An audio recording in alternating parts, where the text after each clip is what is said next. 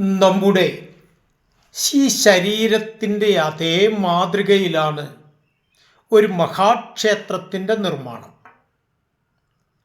എല്ലാവർക്കും സംശയമുണ്ടാകും, അങ്ങനെയെങ്കിൽ ആ ക്ഷേത്രത്തിന് കയ്യും കാലും കണ്ണും ശിരസും ഒക്കെ ഉണ്ടാവണമല്ലോ. എല്ലാമുണ്ട് ഒരു മഹാക്ഷേത്രത്തിന്.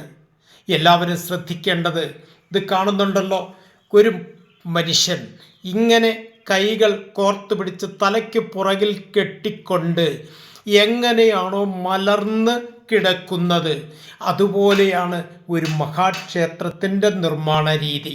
ഇതാണ് പ്രത്യേകം എല്ലാവരും അറിഞ്ഞിരിക്കേണ്ടത്.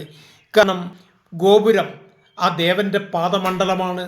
അതുകൊണ്ടാണ് ഗോപുരം തൊട്ട് നമസ്കരിച്ചിട്ട് ക്ഷേത്രത്തിൽ കടക്കാവൂ എന്ന് പറയുന്നത്. അതിന് തൊട്ട് അടുത്ത് പിന്നെ ആ ഗോപുരത്തിനും ചുറ്റമ്പലത്തിനും ഇടയ്ക്കുള്ള ഭാഗം ദേവൻ്റെ കണങ്കാലാണ്. ചുറ്റമ്പലെ ഇടനാഴി ദേവൻ്റെ ഊരുഭാഗമാണ്. അതായത് ഈ കാൽമുട്ട് മുതൽ അരക്കെട്ട് വരെയുള്ള ഭാഗമാണ്. ചുറ്റമ്പലത്തിൽ ഇടനാഴിക്കുള്ളിലെ വലിയ ബലിക്കല്ല് ദേവൻ്റെ അല്ലെങ്കിൽ ദേവിയുടെ ലിംഗഭാഗമാണ്. ആ ഇടനാഴിക്കും നമസ്കാര മണ്ഡപത്തിനും ഇടയ്ക്കുള്ള അല്പസ്ഥലമുണ്ടല്ലോ, അവിടെ ഇറങ്ങിയല്ലേ നമ്മൾ പ്രദർശനം ചെയ്യുന്നത്. അത് ദേവൻ്റെ ഉദരമാണ്.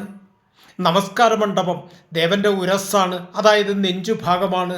നമസ്കാര മണ്ഡപത്തിനും ശ്രീകോവിലിനും ഇടയ്ക്കുള്ള അല്പസ്ഥലം, സോപാനമൊക്കെ ഇരിക്കുന്ന സ്ഥലം, അത് ദേവൻ്റെ ഗളനാളമാണ്, അതായത് കഴുത്താണ്.